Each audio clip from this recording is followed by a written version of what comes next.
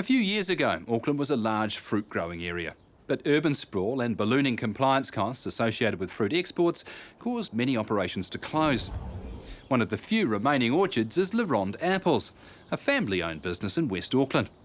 They've survived by adaptation and diversification and now focus their marketing efforts on Auckland.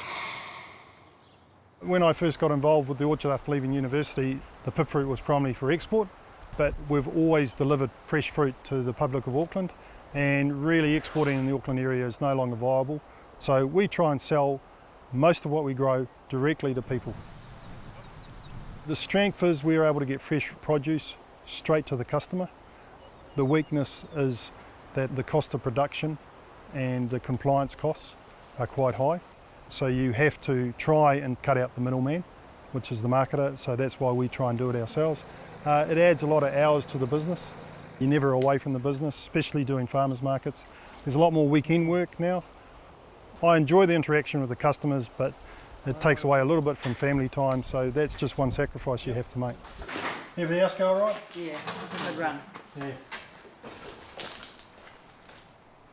This is an old-fashioned orchard. A lot of it's still based on the old plantings because it's quite heavy clay soil in this area of Auckland. But we've found that older varieties such as Gala, Golden Delicious, Cox's Orange, Granny Smith's are still popular. But on saying that, we have replanted with new varieties of Royal Gala, Galaxy, Braeburn and Fuji.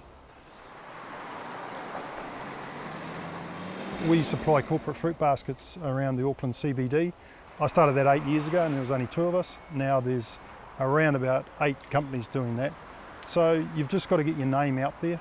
And we do have to replant some of the orchard to keep it viable, but diversifying into other crops with stone fruit and grapes and citrus helps that. Kumeu Huapai and the Rodney area is targeted as a big growth area. We used to have 3 neighbours, now we have about 7. You just got to work around it. You're never going to stop urban sprawl, you just got to manage it. Back in 1994 I was secretary of the Auckland Pip Fruit Association and we had 85 members. I'm still secretary of the Fruit Grower Association and now we have 7 members. So that sort of tells you about where grower numbers have gone in the Auckland area.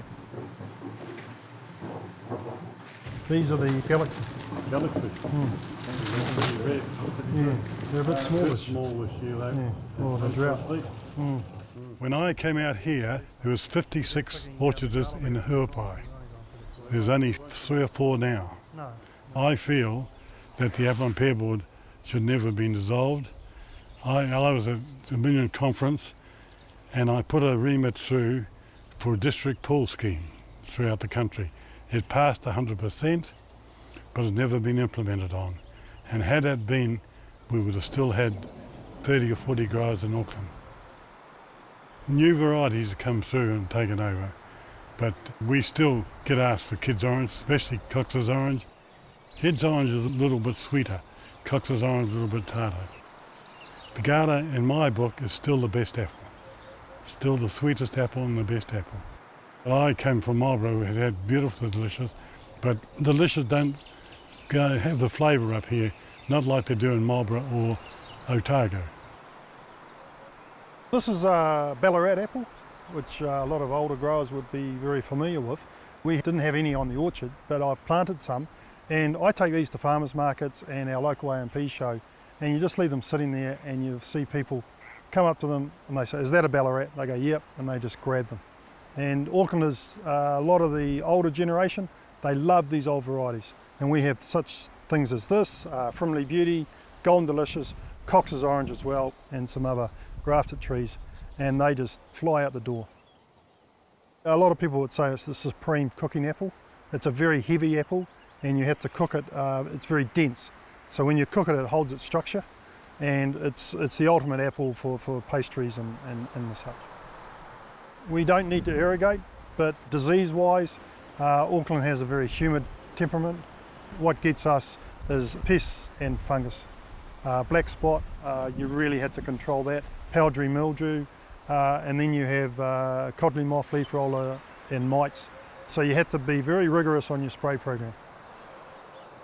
I have a good relationship with a local winery, Kimu River, the Brackovich family, and mentioned to them, got talking, and they said, well, let's put some Chardonnay grapes in. So we planted Chardonnay grapes about 10 years ago. A massive learning curve for me because I'm an apple grower or a stone fruit grower, and a bit of citrus, and grapes are another beast altogether. But I enjoy it, learnt a lot, and it gives variety to our orchard. It blends in well with the end of stone fruit and the beginning of pip fruit, so giving our staff enough labour. And basically at this stage, the netting's on, the fruit's ready to go, and we let the winery handle it, so they hand pick this, which will probably be picked in the next day or so. We're delivering fruit into corporates. It's an idea I got from Europe about 8 years ago. The business buys the fruit and we display it in a basket in either their kitchen or lunchroom, and it's like a snack box for the staff. Over the last 10 years, we've developed a relationship with firstly Shell and now Z Energy, where we supply about 15 gas stations throughout Auckland, mainly in South Auckland, and that's 2 kilo bags of small fruit, and we put in our own wooden bins, and it's a way of getting fresh fruit to the public, and it gives Z Energy, or Shell, now Z Energy, it gives them a little bit of something different to other gas stations, where they supply the healthy option. Back in the day, 20 odd years ago, our processing grade fruit, or third grade fruit, we just used to put into bins, and that was sent to the apple and pear board for juicing. We found a niche market with our own apple juice. So we started in glass flagons, and now we've progressed into 2 litre, 1 litre plastic, and also 330ml glass. And we've found that's very beneficial for us because it gives us variety in our van and out of our farmers markets. And we've also been able to supply some local cafes and sports clubs. And it helps us get rid of our processing fruit. So we use every apple on the tree.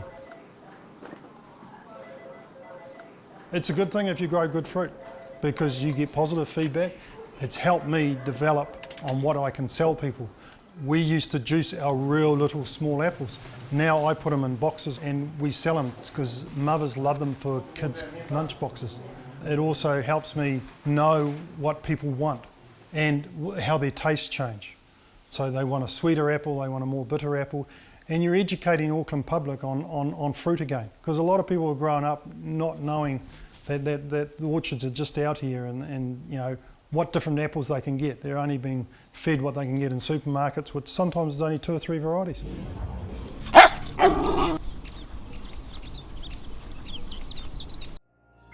This program was made with funding from New Zealand On Air.